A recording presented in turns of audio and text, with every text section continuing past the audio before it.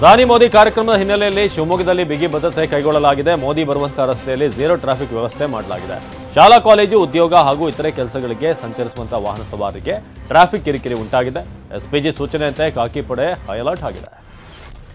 ಶಿವಮೊಗ್ಗದಲ್ಲಿ ಇಂದು ಬಿಜೆಪಿ ಸಮಾವೇಶ ನಡೆಯಲಿದೆ. ಪ್ರಧಾನಿ ಮೋದಿ ತೆರೆದ ಜೀಪ್ನಲ್ಲಿ ತೆರಳಲಿದ್ದಾರೆ. ಶಿವಮೊಗ್ಗ, ಉಡುಪಿ, ಚಿಕ್ಕಮಗಳೂರು, ಚಿತ್ರದುರ್ಗ, ದಾವಣಗೆರೆ ಹಾಗೂ ದಕ್ಷಿಣ ಕನ್ನಡ ಲೋಕಸಭಾ ಕ್ಷೇತ್ರಗಳನ್ನು ಗುರಿಯಾಗಿಸಿಕೊಂಡು ಸಮಾವೇಶ ನಡೆಸಲಾಗ್ತಾ ಇದೆ.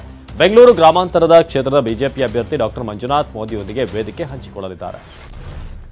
ಪ್ರಧಾನಿ ಮೋದಿಯೇ ಹೇಳಿದ್ರು ಹಿಂದೆ ಸರಿಯೋದಿಲ್ಲ ಅಂತ TV9 ಎಕ್ಸ್ಕ್ಲೂಸಿವ್ ಸಂದರ್ಶನದಲ್ಲಿ ಈಶ್ವರಪ್ಪ ಹೇಳಿದ್ದಾರೆ. ಮೋದಿ, ಅಮಿತ್ ಶಾ ಹೇಳಿದ್ರು ನನ್ನ ಸ್ಪರ್ಧೆ ಖಚಿತ. ಚುನಾವಣೆ ಸ್ಪರ್ಧೆಯಿಂದ ನಾನು ಹಿಂದೆ ಸರಿಯೋದಿಲ್ಲ. ಯಾರೇ ಫೋನ್ ಮಾಡಿದ್ರು ಕೂಡ ನನ್ನ ನಿರ್ಧಾರ ಏನಿದೆ ಅಚಲವಾಗಿದೆ. ಇದೊಂದಕ್ಕೆ ಮಾತ್ರ ಕ್ಷಮಿಸುವಂತೆ ಹೇಳ್ತೇನೆ ಅಂತ ಹೇಳಿದರು. ಇಂದಿನ ಪ್ರಧಾನಿ ಮೋದಿ ಕಾರ್ಯಕ್ರಮದಿಂದ ಈಶ್ವರಪ್ಪ ದೂರ ಉಳಿದಿದ್ದಾರೆ. ಇಡೀ ದೇಶದ ಜನರು ಮೋದಿಯನ್ನ ದೇವರು ಅಂದ್ಕೊಂಡಿದ್ದಾರೆ. ಅಂತ ದೇವರು ನಮ್ಮೂರಿಗೆ ಬರ್ತಿದ್ದಾರೆ. ಅವರಿಗೆ ಸ್ವಾಗತ ಕೋರ್ತೇನೆ. ಕುಟುಂಬ ರಾಜಕಾರಣದ ವಿರುದ್ಧ ನಮ್ಮ ಹೋರಾಟ ಇದೆ. ಹಿಂದುತ್ವ ಕಾರ್ಯಕರ್ತರನ್ನ ತುಳಿಯುವಂತ ಕೆಲಸ ಆಗ್ತಿದೆ ಅಂತ ಈಶ್ವರಪ್ಪ ಹೇಳಿದರು. BSY ವಿರುದ್ಧದ KS ಈಶ್ವರಪ್ಪ ಬಂಡಾಯ ಶಮನಕ್ಕೆ RSS ಪ್ರಮುಖರು ಮುಂದಾಗಿದ್ದಾರೆ. ಕರೆ ಮಾಡಿ ಈಶ್ವರಪ್ಪ ಮನವೊಲಿಸೋದಕ್ಕೆ ಪ್ರಯತ್ನ ಪಡ್ತಿದ್ದಾರೆ. ಆದರೆ ಈಶ್ವರಪ್ಪ ಮಾತ್ರ ಚುನಾವಣಾ ಕಣದಿಂದ ಹಿಂದೆ ಸರಿಯಲ್ಲ ಅಂತ ಪಟ್ಟು ಹಿಡಿದಿದ್ದಾರೆ. ಸ್ವತಂತ್ರ ಅಭ್ಯರ್ಥಿಯಾಗಿ ಸ್ಪರ್ಧಿಸೋದಾಗಿ ಪುನರುಚ್ಚರಿಸಿದ್ದಾರೆ. BSY ವಿರುದ್ಧ ಈಶ್ವರಪ್ಪ ಗರಂ ಆಗಿದ್ದಾರೆ. BSY ಪುತ್ರ ವಿಜೇಂದ್ರ ಕಪಿಮುಷ್ಟಿಯಲ್ಲಿ ಬಿಜೆಪಿ ಸಿಲುಕಿದೆ.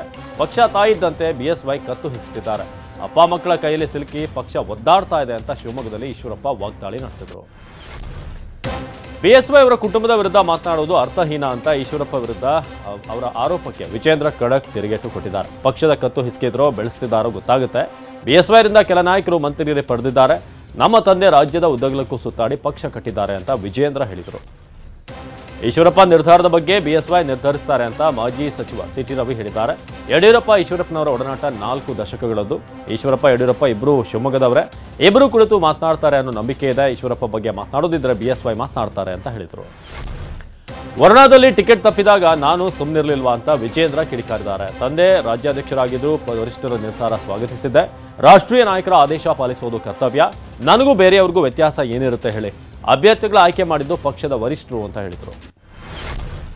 ಬಾಗಲಕೋಟೆ ಕಾಂಗ್ರೆಸ್ ಅಭ್ಯರ್ಥಿ ಆಯ್ಕೆ ಕಗ್ಗಂಟಾಗಿದೆ. ವಲಸಿಗ ಆಕಾಂಕ್ಷಿ ಸಂಯುಕ್ತ ಪಾಟೀಲ್ ಕ್ಷೇತ್ರದಲ್ಲಿ ಸಕ್ರಿಯರಾಗಿದ್ದಾರೆ. ವೀಣಾ ಕಾಶ್ಯಪ್ನವರಿಗೆ ಟಿಕೆಟ್ ನೀಡುವಂತೆ ಒತ್ತಾಯಿಸಿ ನೂರಾರು ಅಭಿಮಾನಿಗಳು ಬೆಂಗಳೂರಿಗೆ ದೌಡಾಯಿಸಿದ್ದಾರೆ. ನೆನ್ನೆ ರಾತ್ರಿ 10ಕ್ಕೂ ಅಧಿಕ ಕ್ರೂಸರ್ ಮೂಲಕ ಫ್ಯಾನ್ಸ್ ಬೆಂಗಳೂರಿಗೆ ಬಂದಿದ್ದಾರೆ. ಈಶ್ವರಪ್ಪನವರ ಪ್ರಶ್ನೆಗಳಿಗೆ ಉತ್ತರ ಸಿಗಲಿವೆ ಅಂತ ವಿಜೇಂದ್ರ ತಿರುಗೇಟು ಕೊಟ್ಟಿದ್ದಾರೆ. ಸೂಕ್ತ ಸಮಯದಲ್ಲಿ ಅವರ ಪ್ರಶ್ನೆಗಳಿಗೆ ಉತ್ತರ ಸಿಗುತ್ತೆ. ಲೋಕಸಭೆಗೆ ಅಭ್ಯರ್ಥಿಗಳ ಆಯ್ಕೆಯಲ್ಲಿ ನನ್ನ ಪಾತ್ರ ಇಲ್ಲ. ಅದು ರಾಷ್ಟ್ರೀಯ ನಾಯಕರ ತೀರ್ಮಾನ. ಎಲ್ಲದಕ್ಕೂ ಕಾಲ ಉತ್ತರ ಕೊಡುತ್ತೆ. ಪಕ್ಷಾತೀತವಾಗಿ ರಾಘವೇಂದ್ರ ಅವರಿಗೆ ಬೆಂಬಲ ಸಿಗುತ್ತಿದೆ ಅಂತ ಹೇಳಿದರು. ದಾವಣಗೆರೆ ಸಂಸದ GM ಸಿದ್ದೇಶ್ವರ ಹಾಗೂ ಬಿಜೆಪಿ ಅಭ್ಯರ್ಥಿ ಟೆಂಪಲ್ ರನ್ ಮಾಡ್ತಿದ್ದಾರೆ. ಭಿನ್ನಮತ ಶಮನಕ್ಕೆ ಯತ್ನ ಮಾಡ್ತಿದ್ದಾರೆ. ಹಿರೇಮಲ್ಲನಹೊಳೆ ಗ್ರಾಮದ ಬಸವೇಶ್ವರ ದರ್ಶನ ಬರೆದಿದ್ದಾರೆ.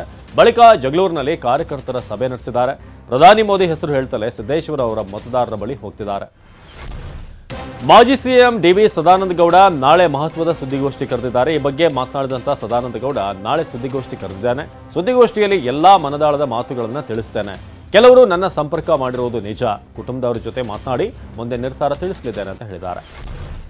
ಮುಂದಿನ ದಿನಗಳಲ್ಲಿ ಸದಾನಂದ ಗೌಡರಿಗೆ ಎಲ್ಲಾ ಗೌರವ ಸಿಗಲಿ ಎಂದು ಪ್ರಾರ್ಥನೆ ಮಾಡಿದ್ದೇನೆ ಅಂತ ಬಿಜೆಪಿ ಅಭ್ಯರ್ಥಿ ಶೋಭಾ ಕರಂದ್ಲಾಜೆ ಹೇಳಿದ್ದಾರೆ. ಅವರ ಕ್ಷೇತ್ರವನ್ನು ನನಗೆ ಬಿಟ್ಟುಕೊಟ್ಟಿದ್ದಾರೆ. ಮುಂದೆ ಅವರಿಗೆ ಅಧಿಕಾರ ಸಿಗಲಿ. ಬೆಂಗಳೂರು ಉತ್ತರದಲ್ಲಿ JDS ಪ್ರಾಬಲ್ಯ ಕೂಡ ಹೆಚ್ಚಾಗಿದೆ. ಹೀಗಾಗಿ ಜವರಾಯಗೌಡರ ಮನೆಗೆ ಭೇಟಿ ಕೊಡ್ತೇನೆ ಅಂತ ಹೇಳಿದರು. ಪ್ರಧಾನಿ ಮೋದಿ ಅಲೆ ಚುನಾವಣೆ ಬಾಂಡ್ನಿಂದ ಪಂಕ್ಚರ್ ಆಗಿದೆ ಅಂತ ಸಚಿವ MB ಪಾಟೀಲ್ ವ್ಯಂಗ್ಯವಾಡಿದ್ದಾರೆ. ಮೋದಿ ಅವರಿಗೆ ಈಗ ಯಾವ ನೈತಿಕತೆ ಕೂಡ ಇಲ್ಲ.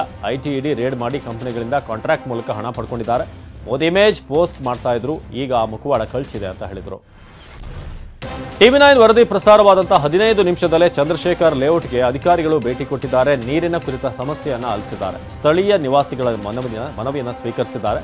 ಅಕ್ರಮ ಕನೆಕ್ಷನ್ಗಳ ಬಗ್ಗೆ ಪರಿಶೀಲನೆ ನಡೆಸುತ್ತಿದ್ದೇವೆ ಅಂತ ಭರವಸೆ ನೀಡಿದ್ದಾರೆ. ಮನೆಗಳ ವಾಟರ್ ಬಿಲ್ ಪರಿಶೀಲಿಸಿ ನೀರಿನ ಹರಿವು ಪರಿಶೀಲಿಸಿದ್ದಾರೆ. ಬೆಂಗಳೂರಿನಲ್ಲಿ ಕುಡಿಯುವ ನೀರಿಗೆ ಹಾಹಾಕಾರ ಭುಗಿಲೆದ್ದಿದೆ. ಶ್ರೀಗಂಧಕಾವಲ್ ಬಳಿಯ ಚಂದ್ರಶೇಖರ್ ಲೇಔಟ್ನಲ್ಲಿ ನೀರಿಗಾಗಿ ಪರದಾಡುವಂತಾಗಿದೆ. ಮಹಿಳೆಯರು ಖಾಲಿ ಬಿಂದಿಗೆ ಹಿಡಿದು ಬೀದಿಗಿಳಿದಿದ್ದಾರೆ. ಕೆಲ ಮನೆಗಳಲ್ಲಿ ಅಕ್ರಮ ಪೈಪ್ಲೈನ್ ಕನೆಕ್ಷನ್ ಕೊಟ್ಟಿರುವ ಆರೋಪ ಕೇಳಿಬಂದಿದೆ. ನೀರಿನ ಸಮಸ್ಯೆ ನೀಗಿಸದ ಪಾಲಿಕೆ ವಿರುದ್ಧ ಜನಾಕ್ರೋಶ ವ್ಯಕ್ತವಾಗಿದೆ. ಅಧಿಕಾರಿಗಳ ಕಣ್ಣು ತಪ್ಪಿಸಿ ಅಕ್ರಮವಾಗಿ ಕಲ್ಲು ಗಣಿಗಾರಿಕೆ ನಡೆಸಲಾಗ್ತಾ ಇದೆ. ಕೋಲಾರ ಜಿಲ್ಲೆ ಬಂಗಾರಪೇಟೆ ತಾಲೂಕಿನ ಉಕ್ಕುಂದ ಬಳಿ ಘಟನೆ ನಡೆದಿದೆ. ಗಣಿ ಕಳ್ಳರು ಕೋಟ್ಯಾಂತರ ರೂಪಾಯಿ ಬೆಲೆ ಬಾಳುವಂತಹ ಗ್ರನೈಟ್ ದಿಮ್ಮಿಗಳನ್ನು ರಾತ್ರೋರಾತ್ರಿ ಸಾಗಿಸುತ್ತಿದ್ದಾರೆ. ಡೈರಿ ಕೃಷ್ಣಪ್ಪ ಎನ್ನುವವರು ಅಕ್ರಮವಾಗಿ ಸ್ಫೋಟಕಗಳನ್ನು ಬಳಕೆ ಮಾಡಿ ಬ್ಲಾಸ್ಟಿಂಗ್ ಮಾಡ್ತಿದ್ದಾರೆ ಅಂತ ಹೇಳಲಾಗ್ತಾ ಇದೆ. ಪೊಲೀಸ್ ವಾಹನ ಭೂಮಿಯೊಳಗೆ ಬಿಚ್ಚಿಟ್ಟಿದ್ದಂಥ ಗಾಂಜಾ ಪತ್ತೆ ಹಚ್ಚಿದೆ. ಕೊಡಗು ಜಿಲ್ಲೆ ಕುಶಾಲನಗರ ತಾಲೂಕಿನ ಗುಡ್ಡೆಹೊಸೂರು ಗ್ರಾಮದಲ್ಲಿ ಘಟನೆ ನಡೆದಿದೆ. ಕಾಪರ್ ಹೆಸರಿನ ಶ್ವಾನ ಗಾಂಜಾ ಪತ್ತೆ ಹಚ್ಚಿದೆ. ಘಟನೆಯ ಸಂಬಂಧ ಆರೋಪಿ ಬಸವರಾಜನನ್ನ ಬಂಧಿಸಲಾಗಿದೆ. ಬಂಧಿತನಿಂದ 250 ಗ್ರಾಂ ಗಾಂಜಾ ವಶಕ್ಕೆ ಪಡೆಯಲಾಗಿದೆ. ರಾಜಸ್ಥಾನದ ಅಜ್ಮೇರ್ನ ಮದರ್ ರೈಲು ನಿಲ್ದಾಣದ ಬಳಿ ಸೂಪರ್ ಫಾಸ್ಟ್ ರೈಲಿನ 4 ಬೋಗಿಗಳು ಮತ್ತು ಎಂಜಿನ್ ಹಳಿ ತಪ್ಪಿದ್ದು ಹಲವಾರು ಪ್ರಯಾಣಿಕರು ಗಾಯಗೊಂಡಿದ್ದಾರೆ. ಆದರೆ ಯಾವುದೇ ಪ್ರಾಣಹಾನಿ ಸಂಭವಿಸಿಲ್ಲ ಎನ್ನಲಾಗ್ತಾ ಇದೆ. ಆದರೆ ಹಲವಾರು ರೈಲುಗಳು ಓಡಾಟ ರದ್ದಾಗಿದೆ.